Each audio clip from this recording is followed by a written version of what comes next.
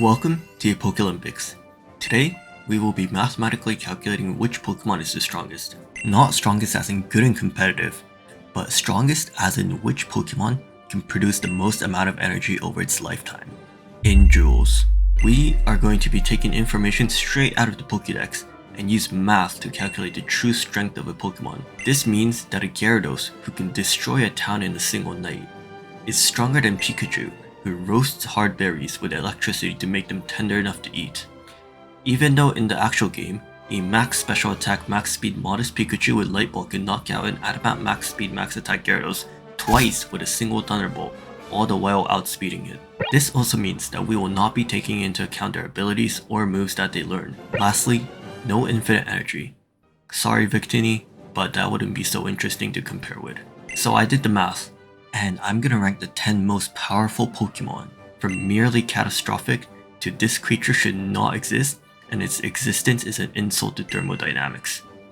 This is the Pokelympics. Let's get into it.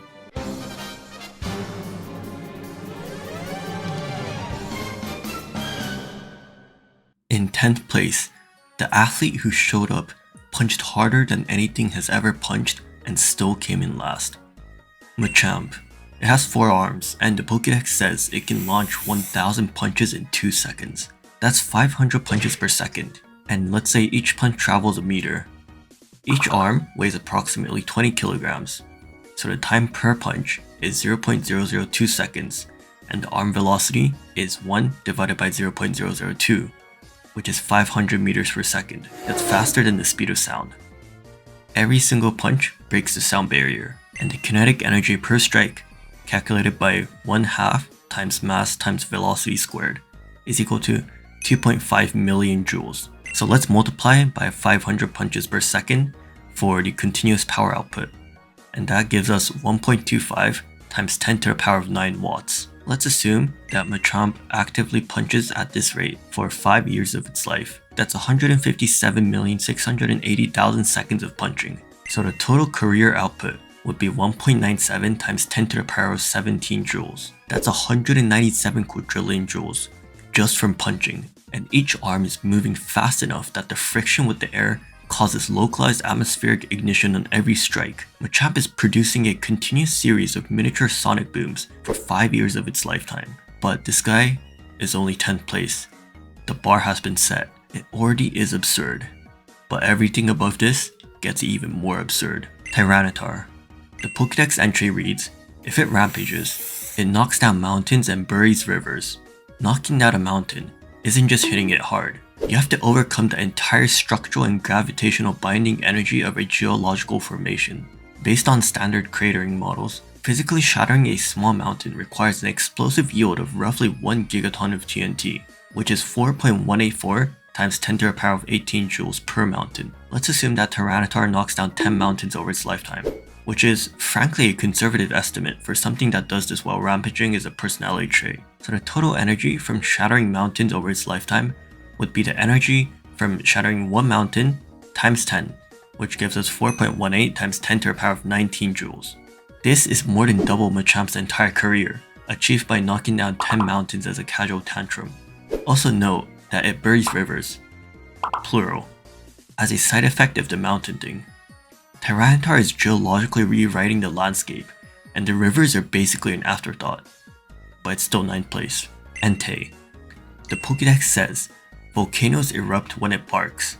Unable to restrain its extreme power, it races headlong around the land, a single roar triggering a volcanic eruption.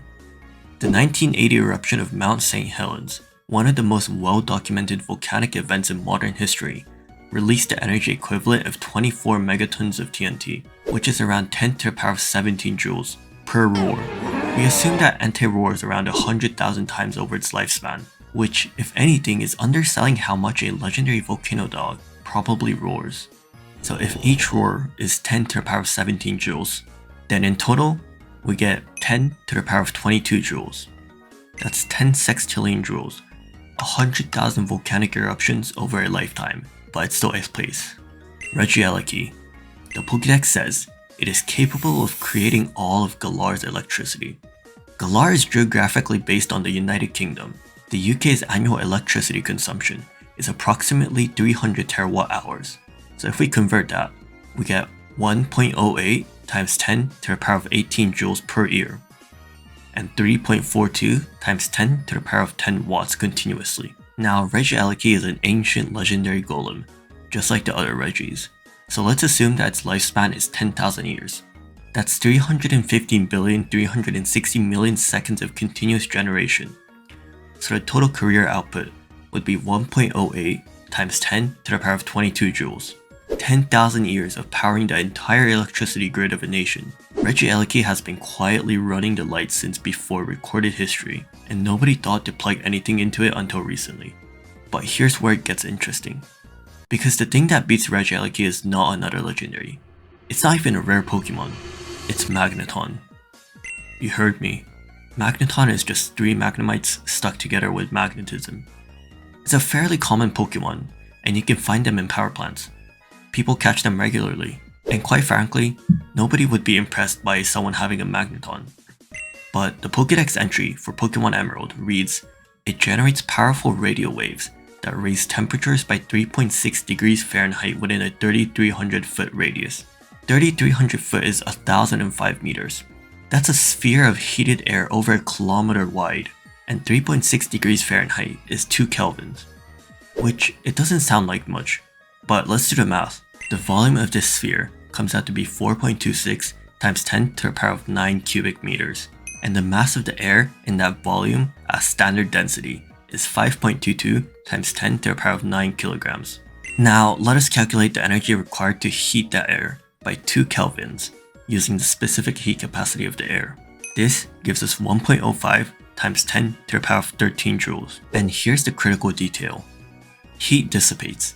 So over a volume this large, the heat bleeds away into the surrounding environment essentially instantly, which means to maintain a constant 2 Kelvin increase across a full kilometer radius, Magneton must output that energy every single second. So this is 1.05 times 10 to the power of 13 watts continuously.